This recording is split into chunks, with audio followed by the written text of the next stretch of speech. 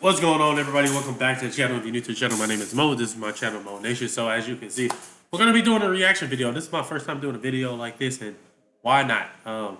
So this is Businessman Cam. Make sure y'all go follow his YouTube. The link will be down below. And I was going to make a video where I am making a video this week on basically why I do deposits and stuff like that, and how I do deposits. And this is like a great example on why I do deposits, because I kind of with the deposits stop stuff like this from happening to me. And when I first started, I had similar issues with customers not answering the phone when it's the day of the detail, or not really trying to get their car detailed when I'm serious about it and stuff like that. And the deposits stop all that. But let's go ahead and start watching the video. I answer any questions on there if you guys DM me, and then also leave any video ideas or anything you guys have like that in the comments below, and I'll try to get around to them. So yeah, thank you guys so much. We're almost at 6K, then we'll push to 10K. You guys have been killing it, so thank you guys so much. But let's get right into the video, man. It's pretty crazy. The craziest thing just happened, something that's never happened to me in my detail business before. It just happened. So I pretty much just got trolled. I just got sent to an address that wasn't occupied. There was no one there. So pretty much I got in contact with this person. They messaged me about a week ago asking to get set up for a detail. We talked for a little while. They seemed normal. They ended up wanting full details on a Corvette in a truck. So I'm like, okay, cool. We set up an appointment for about a week from last week. Yesterday came around. I messaged to confirm. They said yes, and they were even mentioned something about being like happy or excited to receive my services. I'm like, all right, that sounds good. They even mentioned something about they had a private dealership that if this worked out, I could possibly do more. I don't know. Every time I have a customer mention the dealership, it's always a red flag. I don't know. Maybe it's just me. It's just a red flag to me when they say something about a dealership. Usually when somebody wants, they talking about a dealership, they want something done super cheap. But that really sucks that he traveled like 51 minutes, and I kind of want to know, like, was it 51 minutes there and then 51 minutes back, or like 51 minutes combined?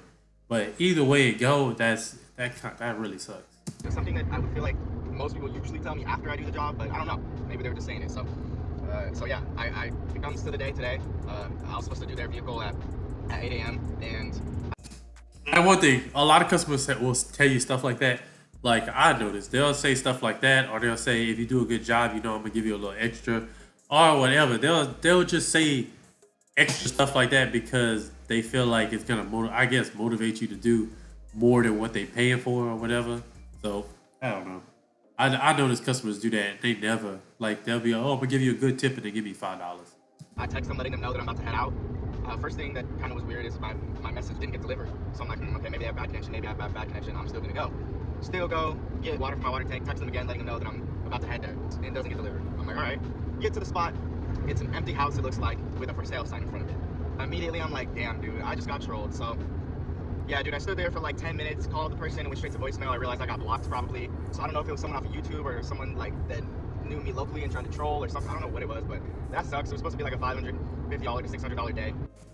That sucks, bro. I hate that it happened to him, but I guess the best thing that he could have done, besides doing like deposits and stuff like that on that big of a job, was to get pictures. I don't know if he got pictures, but get as much information as you can. Like, for me, sometimes I like look up their Facebook. I go look at their Facebook profile just to make sure that they're a real person.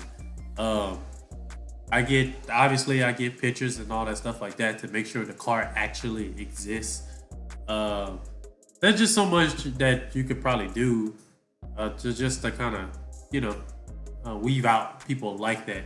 Especially, like I said, deposits. Deposit probably would stop that because they wouldn't have wanted to put a deposit down. And I see he already said something about doing a confirmation and all that stuff like that. But that's crazy because they could have just told him, like, from the jump, like, they weren't interested. But yeah, I don't know. Let's finish watching some of this. Unfortunately, but now we have a little bit of a backup. Made a quick little post. We've got a quick customer. We're gonna go ahead and do a mini interior for 100. We're gonna do an express detail for 75 and another express detail for 65. So we just pulled up to the location, you guys. The backup location that saved us from today, man. So got one vehicle here. Gonna go ahead and hit an express detail on this one. Got my setup running back here. Got the generator just warming up. And then we're gonna hit express detail on this BMW 328i. Also a mini interior, and then this is another X5 that I normally do for maintenance.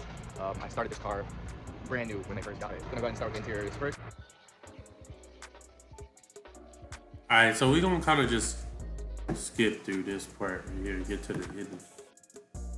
So I'm trying to think, you know, what can I do in place so that this doesn't ever happen again? As you guys know, a few videos ago, I got confronted for stealing from a customer. So, you know, You know what? When I worked at a car wash, somebody tried to, we was cleaning a Escalade, and if y'all know about the Escalades, the center console is very, very sensitive, and somebody tried to, they tried to accuse us of stealing as well. That's crazy though. trying to think, obviously that was Never mobile though. Nobody ever, like, I always make it a point, like if I see something, I always tell them like, hey, I put it in the center console, or I saw this or whatever, just to let them know like, it's here or there or whatever. the first time that that's happened, and I still, you know, putting something in place, which is one, to text them beforehand to take their goods or what else out, and then also have, you know, a sheet for them to sign saying I'm not, you know, responsible for any lost valuable items. So because this is the first time that this is happening with this situation where I just showed up, I ended up getting blocked, it was a fake location, everything like that, like it was crazy. I don't know if I should right away go in with something, but the only thing I can think of to do is to make people give me a deposit. A non-refundable deposit is all I can think of. Leave your guys' suggestions down below because that's all I can think of. I don't know how else to prevent something like this unless it's just flying over my head, but deposits is what I'm thinking. I know sometimes the deposits can deter customers from wanting to go. All right, let's start there. So he said deposit can detour customers from wanting to go with you. So that is true. Some customers will not want to use your service because you are begging them to put down the deposit. But at the same time, you have to think about it like this. Depending on like that $500-600 for one customer, you probably should have done a deposit. But for me, I'm just speaking for me.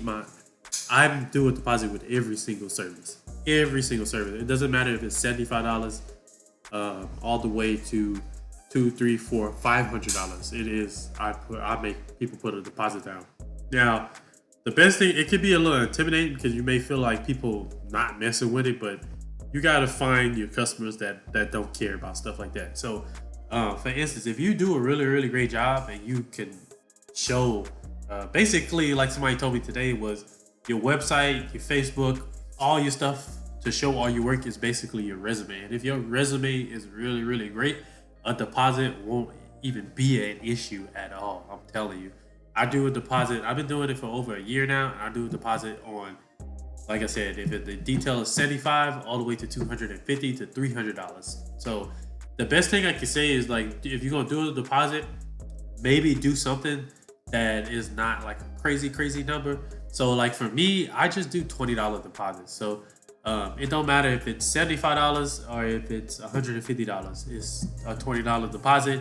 And just kind of explain to your customer, the communication is the key. So basically, before I even send anything out, I tell them like, hey, I do a $20 deposit. The deposit goes towards the detail balance.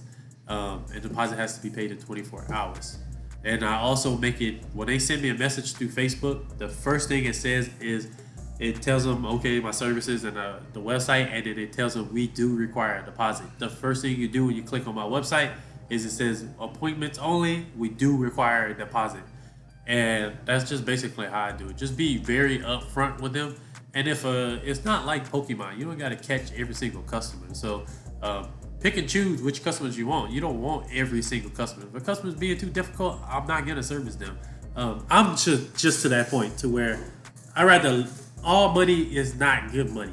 So I rather lose out on some money and take money from somebody that's being, and don't take any money from somebody being very difficult than to just be taking, just to be taking every single customer out there. So I do my deposits through Square. I don't know how y'all, if anybody else do them. I do everything through Square. So I use Square Appointments. It's really, really great. Basically, I just set up a schedule. So it'll schedule them for that day, and then the remaining balance is scheduled for the day of the detail, and it sends everything to their phone. It texts it over and everything, and it'll also do confirmation. So I turned the confirmation off. So now I use the business phone to do confirmations.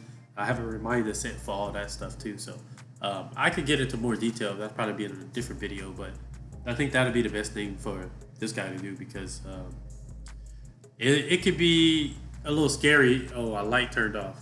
But it could be a little scary when you starting to do deposits and stuff and you don't feel like nobody gonna really go with you. But I'm telling you, if you do really, really great work, nobody's gonna care at all. It don't matter if it's a $50 detail, they won't care.